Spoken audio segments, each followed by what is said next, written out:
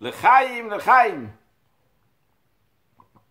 Tiva v'chatima tova, l'shana tova mutuka. Vu que le roi il est dans le champ, et il écoute, il exauce tout ce que chacun il demande, et particulièrement dans la fin du mois de Elul, après que Chai Elul, on est déjà encore plus intériorisé dans le mois de Elul, le roi est encore plus proche de nous, on l'a déjà depuis des jours et des jours dans le champ, et il est proche de nous, donc c'est sûr et certain qu'il nous écoute, et qu'il exauce notre demande et nos vœux, qu'on ait tous une bonne et douce année matériellement, spirituellement, dans tous les domaines, que ce soit pour la vie avec une excellente santé, avec une bonne parnassa, avec les enfants, la réussite dans l'éducation des enfants, dans la joie, le bonheur, le shalom bayit, réussir à trouver le mazal et avoir des enfants, tout ce que chacun a besoin, l'essentiel de tout, la venue de Mashiach. Dans la paracha de Kitavo, on nous parle de donner à Kadosh Baruch Hu les bikurim, donner au Kohen les bikurim, donner le meilleur à Kadosh Baruch Hu. Quelqu'un peut penser, j'ai l'habitude de garder les choses pour moi. Non, c'est l'habitude qui est humaine. Quelqu'un, il garde les choses pour soi, il n'a pas l'habitude de donner à quelqu'un d'autre, et surtout pas donner le meilleur à quelqu'un d'autre. Eh bien, on nous dit, sache que ces bikurim-là, le meilleur que tu donnes, ne crois pas que ça appartient à toi. Tout appartient à Hachem, la Hachem Aretzum Loa. Et la paracha nous dit que lorsqu'un juif il réalise Hachem Natata li Hachem, c'est Natata, c'est toi Hachem qui a donné. Eh bien, à ce moment-là, le rabbi nous dit, tu réalises que tu peux tout donner. Au contraire, ce que tu gardes, sache que ce que tu gardes, c'est juste un cadeau d'Akadosh Baruch Hu. Il n'y a rien à toi, toi j'ai gardé, ça appartient à moi. Non, il y a ce qu'Akadosh Baruch Hu il donne. Alors, des fois, on a du mal à se séparer de ce qu'on pense qui nous appartient. Ça m'appartient, je suis attaché à ça. En effet, la Torah elle dit Bechol Meodecha, et ça peut être une explication Bechol Meodecha pour donner son argent, comme on en a parlé dans un des Farbringen dernièrement. Donc se détacher des choses, de nos choses matérielles, c'est pas toujours évident. Et de la même manière que c'en est pour des choses matérielles, de donner, de partager, quand ça arrive par exemple qu'il faut aider des Juifs à Rosh Hashanah, parce que le Rabbi insiste pas seulement à Pesach, qu'à Pesach, il y a la notion de Shulchan Aruch qui s'appelle Kimcha de Pisra, la farine de Pesach, donc ce qu'on appelle aujourd'hui Maot Chitim, l'argent du blé. Donc là, qui vont acheter du blé pour faire de la matzah, il y a des dépenses en plus, mais le Rabbi dit qu'aussi pour Rosh Hashanah, pour Sukkot, le Rabbi fait les calculs, comment il y a beaucoup plus, et il faut donner et partager. Et en plus, dans le mois de Elul, il faut rajouter dans la zakah, rajouter dans la charité. Alors, il faut se détacher de nos petites habitudes et des choses qu'on a. Et pour ça, dévions un peu dans le même esprit de se détacher de notre petitesse d'esprit, mais aussi dans d'autres domaines. On raconte que lorsque le tsar de la Russie, donc il a fait le train qui va passer, il va traverser toute la Russie. Le train, il n'est pas passé seulement dans des grandes villes connues, où les gens, ils ont beaucoup de connaissances et de sciences. Il est passé aussi dans des endroits dans lesquels il y avait des villageois, des paysans qui connaissaient rien du tout. Et lorsque le train, il est passé là-bas, ils étaient très contents, et le jour où le train, il est passé, ils ont fait toute une Chanukah Tabaï, toute une inauguration. Comme le train, il est là, ils ont fait une estrade avec les Zikne Akfar, avec les anciens, les savants, entre guillemets, donc il y a là-bas, dans le village, et ils ont montré comment le train, il marche. Incroyable comment le train, il peut marcher. Et ils ont bien souligné, regardez, le train, il marche, il n'y a pas de chevaux, il n'y a pas de chevaux. Tout le monde est habitué jusqu'à présent. Il y a des chevaux, il y a un carrosse. Non, non, non, il n'y a pas de chevaux, c'est un train. Waouh, comment c'est extraordinaire, c'est un miracle pour ces gens-là.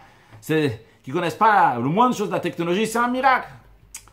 Il y a des vieux là-bas, ils ont dit, écoutez, moi je vous dis, je suis sûr et certain, au fin fond, il doit y avoir un cheval. Il doit y avoir un cheval caché, mais un cheval c'est obligé qu'il y ait. On ne peut pas faire marcher quelque chose comme ça avec un cheval. Même qu'ils ont visité, ils ont vu. Ils ont dit, un cheval, il reste encore un cheval. En d'autres mots, ils n'arrivent pas à lâcher leur cheval. Ils ont dans leur tête un cheval, et ils continuent comme ça leur vie. Alors, il y a des fois des gens qui sont nés avec une certaine manière de réfléchir. Et on a chacun de nous, on a un petit cheval, un certain cheval, chacun dans son domaine. Un cheval qui le dérange d'avancer. Il peut avancer, il est conscient qu'il y a quelque chose de plus grand, mais il dit non, non, non. Il y a un petit cheval au fond, on peut pas enlever le cheval. Le cheval, il doit rester encore ici. Décolle, avance, il y a un train maintenant. Non, je vais rester accroché au cheval. Comment est-ce possible de dire qu'il n'y a pas de cheval? Il y a un cheval encore. Dans le même esprit, on raconte que lorsque le tsar, donc il a fait le train, alors il y a des villageois, avec, comme on a dit, les ziknak, les présidents, les maires de ces endroits-là qui sont arrivés chez le tsar pour le remercier. Ils sont venus, ils ont dit, monsieur le tsar, votre majesté, merci beaucoup infiniment.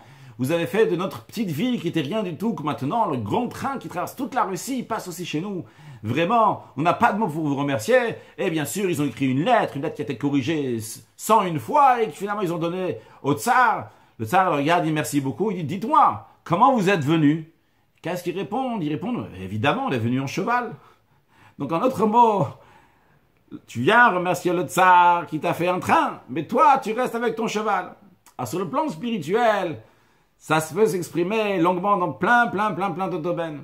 Lorsque ça arrive un moment qu'un juif doit décoller, ça arrive le mois de Elul, et maintenant on dit ça y est, maintenant je dois décoller un peu de mon matériel. Que ce soit comme l'exemple qu'on vient de donner il y a un instant, de savoir partager, de savoir donner. C'est la meilleure chose que nous on peut faire, le plus grand bonheur qu'on peut avoir de pouvoir donner à d'autres. Le plus grand cadeau qu'on peut donner à nos enfants, de leur apprendre à partager, à donner à d'autres personnes. Pas garder des choses pour soi, pas être égoïste, mais partager. C'est extraordinaire, on reste avec notre cheval. On dit, non, il a dit, bah là je suis bloqué, sur ce point-là je suis bloqué. Je peux apprendre, je peux étudier, être au courant, mais ça marche pas, ça décolle pas.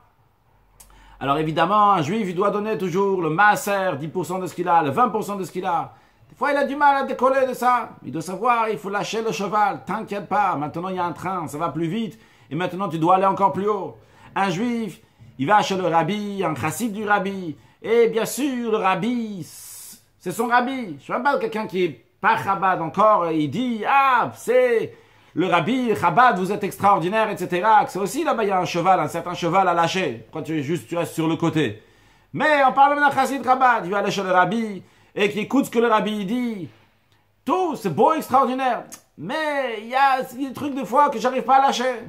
Moi, j'étais un chassid du rabbi, quand à telle et telle date, dans les années 70. Et j'ai pas entendu parler le rabbi de Mashiach tous les jours. Alors j'ai du mal maintenant, il y a un petit cheval, entre guillemets, un cheval chassidique, mais un cheval quand même. J'arrive pas à décoller, j'arrive pas à prendre le train maintenant. Il y a un train, ça va plus vite. On est dans une génération de Mashiach. Dans les années 80, le rabbi a commencé à parler de Mashiach, et Mashiach, encore une fois Mashiach, et we want Mashiach now. Quand le rabbi commence à chanter, we want Mashiach now. Donc le rabbi a commencé à une autre atmosphère maintenant, on se rapproche de l'avenue de Mashiach. N'en parlons pas après, en Tafshin Nun. Parce que le rabbi a dit que c'est l'année que le Mashiach se dévoile, on Tafshin Nun Aleph, la prophétie du rabbi Kotot Kum Mashiach. Et après, on nous bête et nous gimel, nous dalet, qu'on a chanté devant le rabbi des centaines et des milliers de fois. Et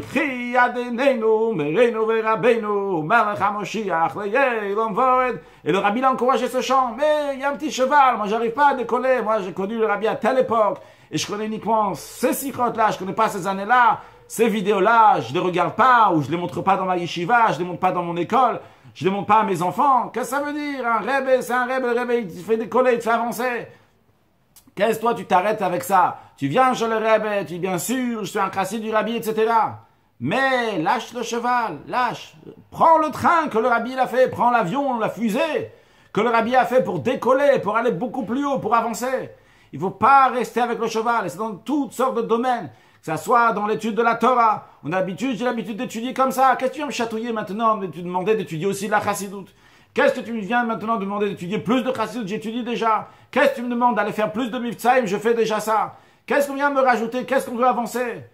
Écoute, tu veux pas avancer? Tu veux repartir avec tes grands-parents? Ok, va, reprends un cheval. Qu'est-ce que tu prends? Une voiture? Tu veux rester comme tes grands-parents? Prends pas d'autoroute. Va dans des petites routes comme ça. Avec ton cheval, évidemment. Tu veux pas avancer, ne prends pas d'avion. Ça n'existait pas les avions à l'époque de ton grand-père. Tu veux pas avancer, ne prends pas de médicaments. Les médicaments, ils n'existaient pas à l'époque. Tu veux pas avancer, va aux toilettes, s'essuyer comme les grands-parents. Arrière-grands-parents, ils s'essuyaient. Aujourd'hui, on peut même pas s'imaginer une telle chose comme ça. On a avancé, on est dans un autre monde. Matériellement, on a avancé, on a évolué. La même chose est spirituellement. Pas chas v'shalom, il y a des choses quoi qui a changé. Mais au contraire, c'est les mêmes choses qui sont encore plus sophistiqué, encore mieux. Aujourd'hui, dans l'étude de la Torah, il y a des dévoilements de la chassidoute qui se dévoilent de plus en plus. Eh bien, on doit approfondir dans ça et s'accrocher à ce dévoilement divin. C'est un dévoilement divin. À l'époque, il y a 300 ans avant le Baal Shem Tov, il n'y avait pas la chassidoute. Kadosh Baruch avec la chassidoute, maintenant il faut prendre. Avant le Baal Shem Tov, il n'y avait pas de train non plus. Alors, tu restes avec un cheval, reste avec un cheval. Mais tout l'idée, c'est qu'il faut avancer. On ne peut pas rester les mêmes. Ça arrive une nouvelle année maintenant. tout est beau et bien, tous les souhaits de bonne année, et tout ce qu'on a souhaité même au début du Farbringen, tout est beau et bien. Mais si tu vas pas savoir avancer, eh bien à ce moment-là, il y a un manque essentiel qui est là. Il faut avancer, il faut décoller. Ça suffit maintenant de rester avec le cheval. Il faut réfléchir comment je peux faire plus maintenant, de lâcher ma petitesse d'esprit. Et ça, c'est ce qui peut faire que le juif va avancer dans tous les domaines. On a commencé par le chesed, par la bonté.